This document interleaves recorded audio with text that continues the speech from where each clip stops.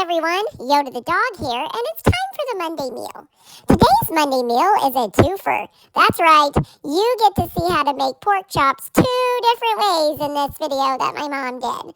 One is from a recipe she got at allrecipes.com, which we'll link in the description box below.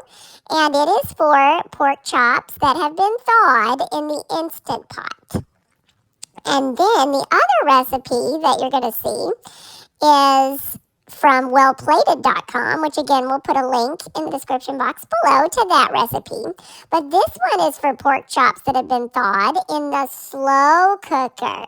So you get 2 different options for your pork chops.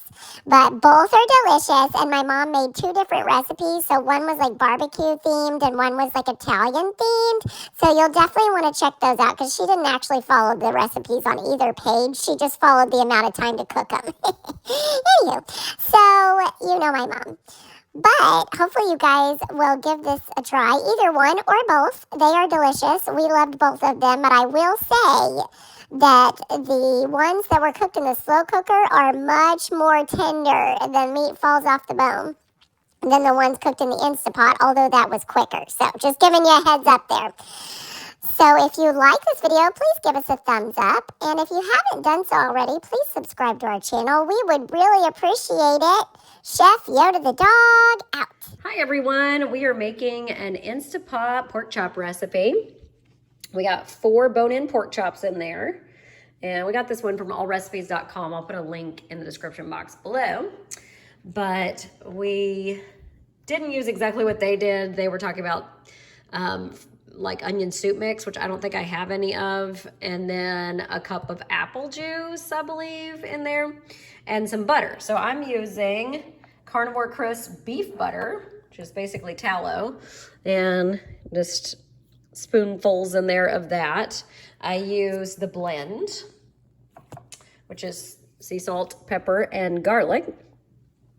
Instead of a cup of apple juice, I used a cup of balsamic Primal Kitchen dressing or marinade with using avocado oil. And then finally, I put some minced onion on there. So basically that's it.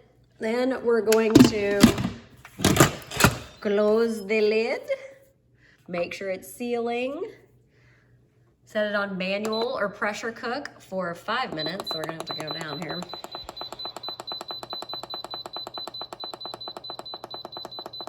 And then you natural release it for 10 to 40 minutes, however long it takes, until the little indicator goes down on your Instant Pot saying the pressure has been released. So natural release till it's done, 5 minutes. All right, see you on the flip side. Guys, I did it for 5 minutes, then it natural release, and it only took like 10 to 15 before it was done. I checked the internal temperature, and it's 180 something. It only needs to be 145 for pork chops. And as you can see, I cut into them, and they are done, and they are delicious. So I hope you guys give them a try. Happy Monday. Bye.